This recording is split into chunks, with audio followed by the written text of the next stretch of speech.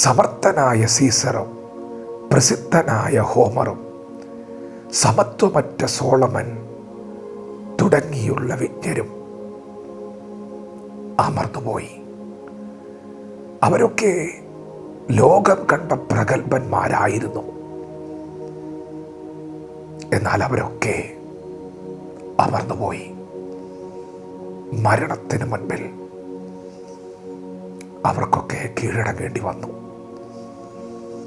എന്നാൽ വിശുദ്ധ വേദപുസ്തകം പറയുന്നു, മരണത്തിന് അവനെ പിടിച്ചു വയ്ക്കുക അസാധ്യമായിരുന്നു.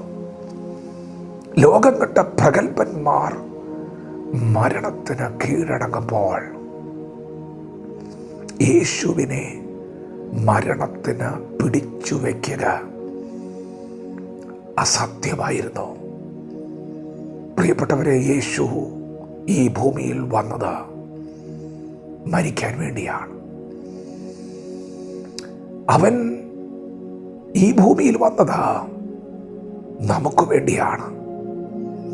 പിതാവായ ദൈവം നമ്മെ സ്നേഹിച്ചു. എല്ലാവർക്കും വേണ്ടി ഒരുവൻ മരിച്ചു.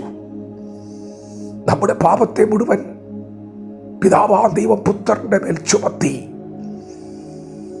അവൻ ക്രൂശിൽ നമുക്ക് വേണ്ടി യാഗമായി.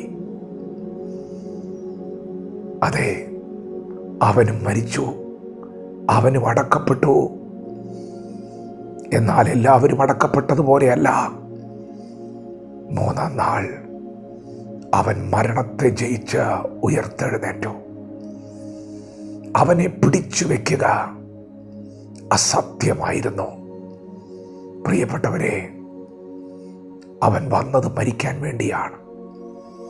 എന്നാൽ അവൻ വന്നത് മരണത്തെ ജയിച്ച് ഉയർത്തെഴുന്നേൽക്കാനും കൂടി വേണ്ടിയാണ്.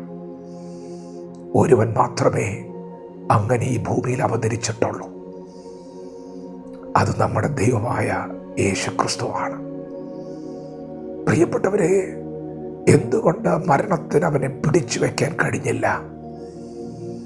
ദൈവത്തിൻ്റെ കൽപ്പന പുറപ്പെട്ടു. അവനെ ക്രൂശിച്ചു കൊന്നുകളഞ്ഞാലും മൂന്നാം നാൾ അവൻ ഉയർത്തെഴുന്നേൽക്കും.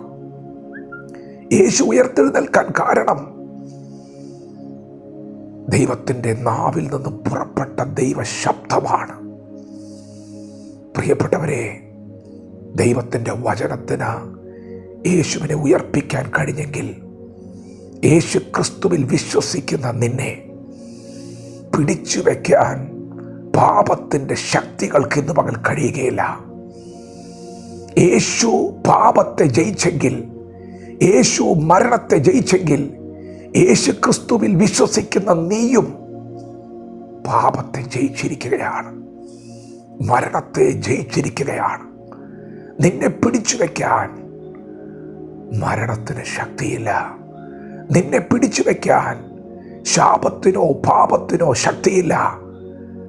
കാരണം നിനക്ക് വേണ്ടി ദൈവത്തിൻ്റെ വചനം പുറപ്പെട്ടിരിക്കുകയാണ്. അവൻ നമ്മുടെ രോഗങ്ങളെ വഹിച്ചു, നമ്മുടെ വേദനകളെ ചുമന്നു. നമ്മുടെ സമാധാനത്തിനായിട്ടുള്ള ശിക്ഷ അവൻ്റെ മേലായി. യേശുവിൻ്റെ അടിപ്പിണരുകളാൽ നമുക്ക് സൗഖ്യം വന്നിരിക്കുന്നു. അവൻ ഉയർക്കുമെന്നുള്ള വചനം അവനെ ഉയർപ്പിച്ചെങ്കിൽ നിനക്ക് സൗഖ്യം വന്നിരിക്കുന്നു എന്ന വചനം ഇന്നു പകൽ നിന്നെ സൗഖ്യമാക്കും. നിന്റെ സൗഖ്യത്തെ തടയാൻ, നിന്റെ വിടുതലിനെ തടയാൻ ഒരു ശക്തിക്കും സാധ്യമല്ലെന്നറിഞ്ഞുകൊള്ളുക. നീ വചനത്തെ മുറുകെ പിടിക്കണം. നിനക്ക് വേണ്ടി പുറപ്പെട്ട വചനം, നിന്നെ വിടുവിക്കാൻ വേണ്ടി പുറപ്പെട്ട വചനം, നിന്നെ രക്ഷിപ്പാൻ പുറപ്പെട്ട വചനം ഇന്നു പകൽ നീ മുറുകെ പിടിക്കണം. ക്രിസ്തുവിൽ മരിച്ച വൃദ്ധന്മാർ ഭാഗ്യവാന്മാരാണ്. അന്ത്യകാഹളനാദം ധ്വനിക്കുമ്പോൾ ക്രിസ്തുവിൽ മരിച്ചവർ അക്ഷയരായി ഉയർത്തെഴുന്നേൽക്കും. ക്രിസ്തുവിൽ വിശ്വസിക്കുന്നവർക്ക് രൂപാന്തരമുണ്ടാകും.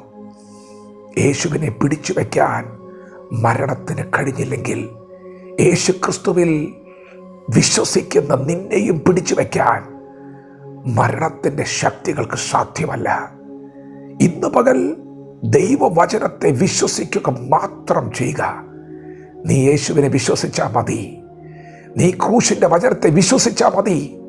ദൈവത്തിൻ്റെ വായിൽ നിന്ന് പുറപ്പെട്ട ശബ്ദം എന്താണോ അത് വിശ്വസിച്ചാൽ മാത്രം മതി.